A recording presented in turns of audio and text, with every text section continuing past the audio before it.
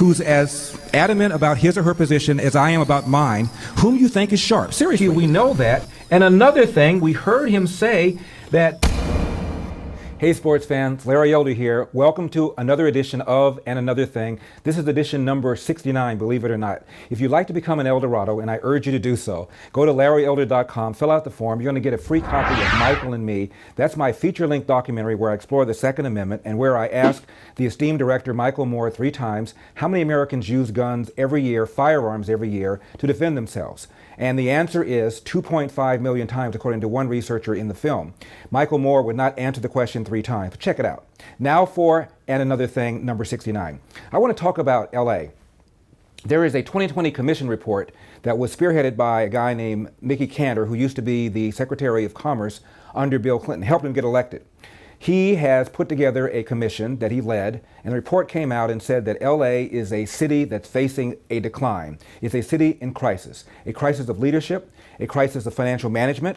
Among the things that were mentioned is that the city has unfunded pension liabilities of, in my opinion, about $30 billion. The city's school system, LAUSD, Los Angeles Unified School District, the kids are dropping out in the inner city at a rate of about 50%, and those who do in fact graduate many times cannot read, write, and compute at grade level. We know that because they have to take remedial courses when they go to JC or when they go to Cal State or UC system in pretty substantial numbers. It's scary. The school that I graduated from is called Crenshaw High. Right now, only 3% of people can read at grade level. That's the LAUSD school system. Our tax base. A lot of people are leaving now as a result of all of this. The city gets a D from business people as a place in which to do business. The city of LA is a city that's in a state of decline. What should we do about this? So the commission report now, they've talked about the eroding tax base. They've talked about city services being sluggish.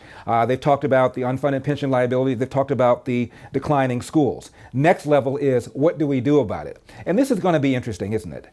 Jon Stewart, the other day, I was reminding myself there just to say this plan might very well work, would give the plan some degree of street cred. These are my ideas. I appreciate your having listened to me. And now for your questions. Joyce is from Sacramento. There's a film about to be released about Cesar Chavez, which brings up a question I have wondered about for years. The flag that is his movement used as a red flag with a white circle in the middle. Is this the same as the National Socialist flag, except they use a thunderbird instead of a swastika? Do you know of this? Is it by accident or is it by design? Joyce, I'm clueless about the flag of the United Farm Workers. I have no idea. What I was going to say is about the film. Cesar Chavez is properly considered to be a leader in organizing the United Farm Worker movement. Couple of things.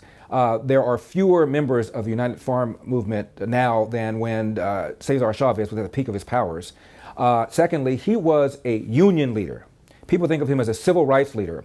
My friend and fellow columnist Ruben Navarrete has written about this and said despite the popular view, he was a union worker. His job was to maximize the benefits for his union members, and Cesar Chavez was a staunch opponent of illegal immigration because he knew that the more people who came to the country illegally, the more they would threaten the wages of the people who are already here, who are already members of the union. And he worked with the government to get rid of people who are in the country illegally. I know that's politically incorrect to say, but that's what he did according to Ruben Navarrete. I hope you enjoyed this small excerpt. If you want to see the full video, got to be an Eldorado. Go to my website, LarryElder.com, log in, fill out the form. It'll cost you about $4.75 a month, or about the price of a mocha frappuccino latte at your favorite coffee house. As you can tell, I don't like coffee. I'm a tea drinker. See you next time.